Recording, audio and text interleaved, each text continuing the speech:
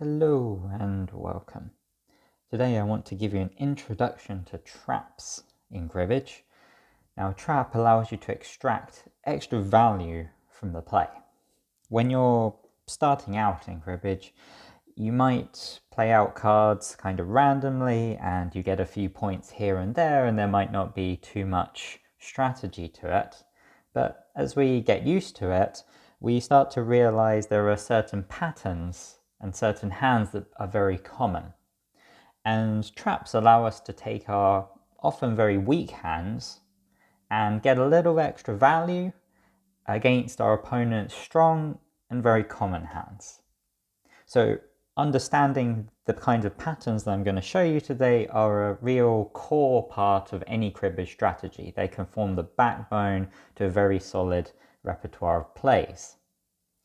Now, when you get more and more advanced, you might not use the specific traps that I'm about to show you, but your plays will be based on how common interactions work. So today I'm going to show you three traps for pone, 3 traps for dealer, 6 traps in total, and we're going to talk a little bit about strategies that are based around traps. So let's begin with pone. We're going to imagine ourselves from pone's point of view. The pone is the non-dealer. So let's imagine that we're holding either ace-4 or 2-3 in our hand. Then with these cards, we can do the following things. Say we lead an ace and our opponent plays a jack on top, makes the total 11. We can play our 4 to get the total to 15, and we score 2 points for that. Similarly, if we lead a 2, opponent plays a queen to make it 12, we can play our 3 to make it 15 again and get 2 points. Nice and simple. We can make this a little more complicated or a bit more elaborate by having a 6 in our hand as well. So ace-4-6 or 2-3-6, and these are examples of what are called 3-card magic 11s. So magic numbers are totals that often allow us to score extra points on the play when we have them. So let's see how this works exactly. So as before, we lead one of our low cards, let's say a 4. Opponent plays a jack to make it 14, and we play our ace for 15, get 2 points. Our opponent jumps up with another jack to make it 25, and we play our 6 to make it 31. So our magic 11 has comboed against our opponent's 20, which is 2 10s. You could also have this 3-card magic 11 with any other combination of 3 cards that adds to 11, and you'll get 2 points for the end. But these 3-card magic 11s are special because they allow you to score 2 extra points to when you make 15. The third trap I want to show you for pone are 3-card magic 16s. So as before, these are combos of 3 cards that add to 16, but you have to be a little bit careful. The one that I want to show off is a special one, which is the 6-6-4. So we lead one of our 6s, and our opponent jumps up to 16. We can imagine that our opponent's hand is filled with 10s and 5s, because those are often hands that score lots of points, and so they're very common.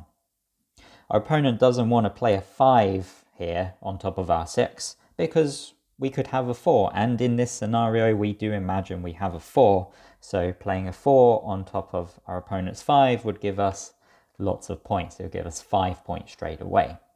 So opponent jumps up to 16, hoping this is a little bit safer. And then the pivotal moment, we play our 6. This makes the total 22. And 22 is great for us because it means our opponent can't play out another 10. I call this a hook because it sort of forces our opponent to play out their 5. We are hooking into their 5 and forcing it to come out. So whenever you're playing a 3-card magic 16, you have to make sure that your opponent can't play another 10. If we played our 4 here instead, then our opponent doesn't have to play their 5. They could just play a 10 on top, make the total 30, and they could avoid this trap. So your opponent has to play their 5, and we get to play our 4 on top, which not only gives us 2 points for 31, as all 3-card Magic 16s would, but this one is special because we get 3 points for the run, 4, 5, 6. And so we score 5 points here, which is really strong. Now, I want to give you a little puzzle, and this is maybe quite a tricky thing to think about, so maybe this is for more experienced players. But imagine that you had a hand like this one. Let's say you have Ace 4, 6, 6. How would you play this out? You can imagine the scores are 0, 0, say, but you want to think about many different scores. Would you play an ace or a 4 to begin with in order to meet your opponent's 10s with the other card to get 2 points for the 15? You get to keep a 6 in the back, so that if your opponent jumps up to 25, you get to play out the Ace 4, 6, Magic 11. Or would you lead a 6 in order to try and play the 6, 6, 4 trap that we just discussed for the Magic 16? How would you do it? I'll leave that one with you and let me know what you think. So let's move on now to some traps for the dealer. So as the dealer, we get to play second, and this actually opens up quite a lot more opportunities for getting points. Let's start with something quite simple. Well, as the common 6, 7, 8, 9 mirror match. Now, mirror match means that both you and your opponent have pretty much the same hand, and in this case, we get to capitalize on our opponent's potential greed. So let's say our opponent starts off by playing a 7. We can play our 8 in order to get 2 points for the 15. Our opponent sees that we've played 7 and 8 out, which means that they could make a run with either a 6 or a 9.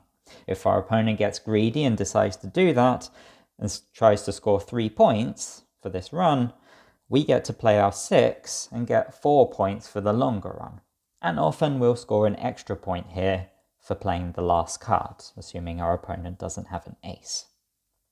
Now, a similar thing would happen if our opponent, say, led an 8. We can play our 7 on top for 15, and if our opponent goes for the 3-point run with a 6, we can play our 9 on top to get 4 points for the long run again. So overall, in these lines, we're scoring 6 points and our opponent's scoring 3 points. So this is an excellent exchange for us.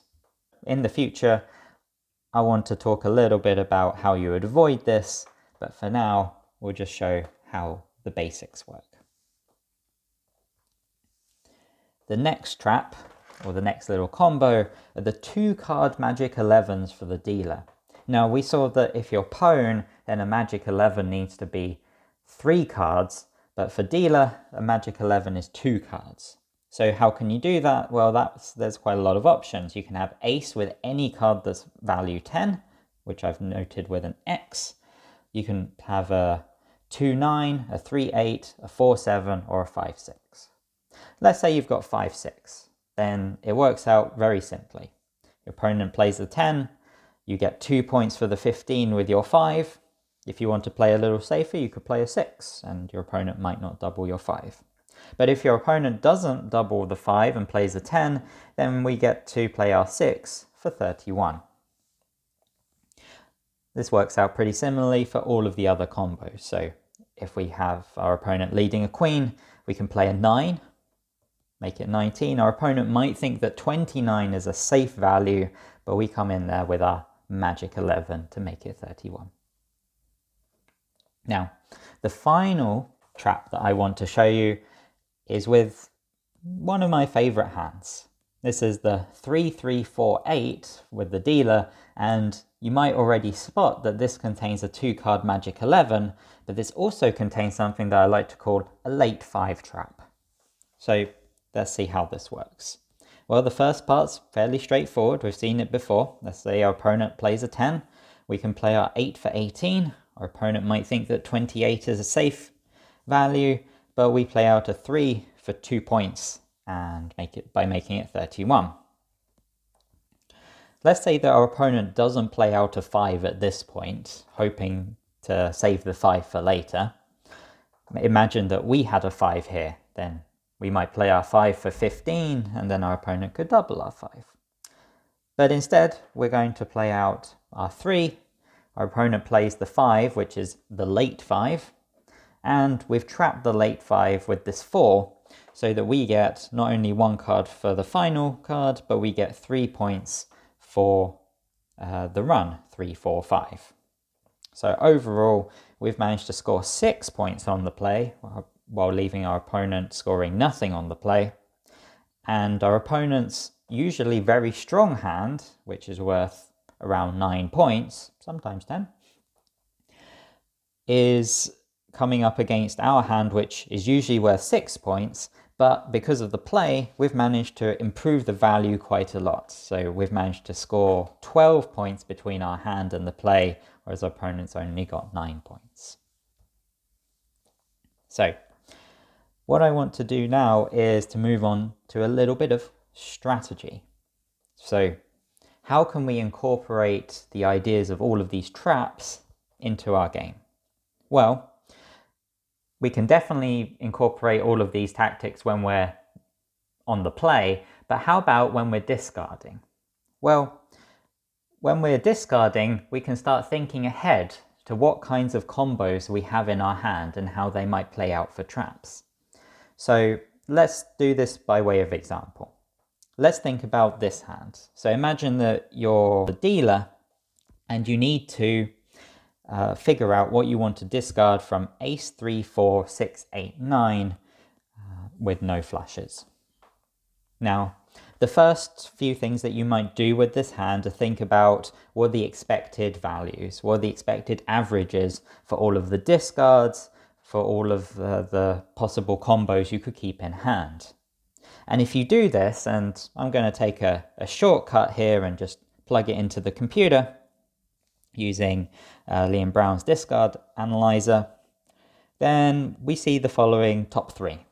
So 3, 4 is a very natural thing to discard because it allows us to keep ace, 6, 8, 9, which is 4 points to begin with, but also improves in a great way. Imagine hitting a 7 on the cut card. Then we get the run 6 to 9, and also we get an extra 2 points for the 15, ace, 6, 8. Really great. And we get to discard 3, 4 into the crib, which is by no means not the worst thing to discard because it's connected. So if our opponent throws away 2s, we get runs, and we also have discarded low cards that can often combo to make totals of 15. Pretty great. In second and third place, we've got a discard of 6, 9, which does keep 2 points in hand and 2 points in crib, but it also allows us to improve in a lot of ways in our hand because we've kept a lot of low cards, ace, 3, 4, which will make 15 if we cut any 10. Also, we could discard ace, 4, which is just a generally nice thing to discard into the crib. When you discard these 5s, they can combo with all of the discards of 10 that your opponent does. Think about your opponent discarding 10 king, say. In that case, we would get 4 points straight away from our ace, 4 discard, which is pretty good. And for that reason, we've highlighted here the averages that are the highest. So in the crib, ace, 4 does pretty well, and in our hand, the discard of 3, 4 does very well because ace, 6, 8, 9 is really good. But we can see that these discard averages, they're within 1 point, and we might want to factor in other considerations. So what I'm going to consider as well is what are the trapping potentials of these hands.